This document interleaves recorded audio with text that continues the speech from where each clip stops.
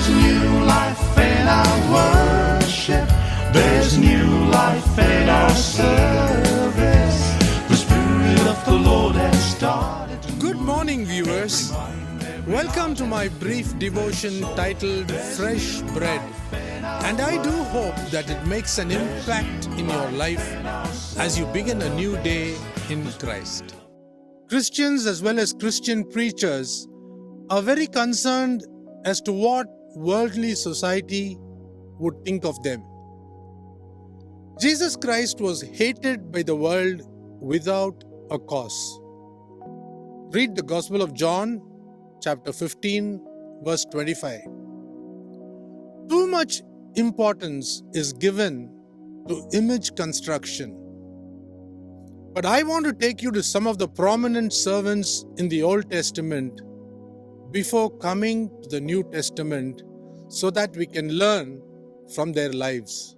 Number 1, Noah, an old man, looked foolish to the people around him while trying to build an ark to shield himself and his family from the coming rain.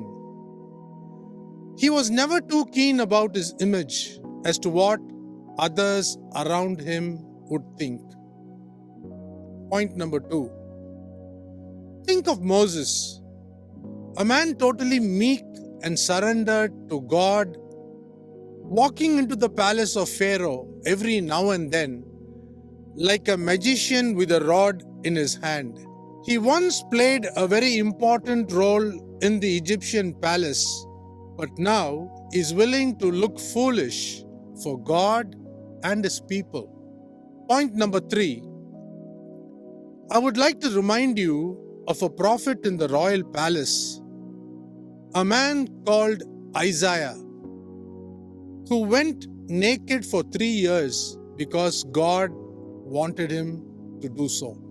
Number 4. Can you think of a powerful servant of God who challenged the whole of Israel, begging for food from a helpless widow in Zarephath? Elijah was willing to look foolish for God's sake. Point number 5. Let me go to the New Testament now. Consider Mary, the virgin, becoming pregnant before marriage to fulfill the plan and purposes of God.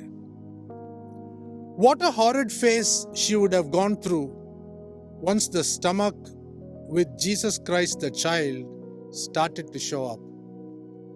She too was willing to look foolish for God's sake. Jesus Christ, the Son of Man, the Son of God, never threw in the towel because the religious leaders of the day called him a blasphemer, a winebibber, a devil, etc.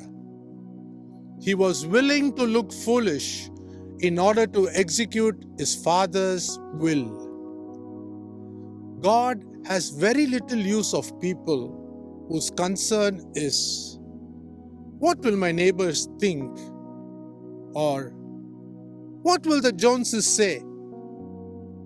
Leaders should be readily willing to take risks with their public image. Think of Jesus Christ, the Creator and Savior of the world, coming to Jerusalem on a donkey, having to fish in order to pay his tax, claiming frequently that he was equal to God, while the naysayers mocked and made fun of him.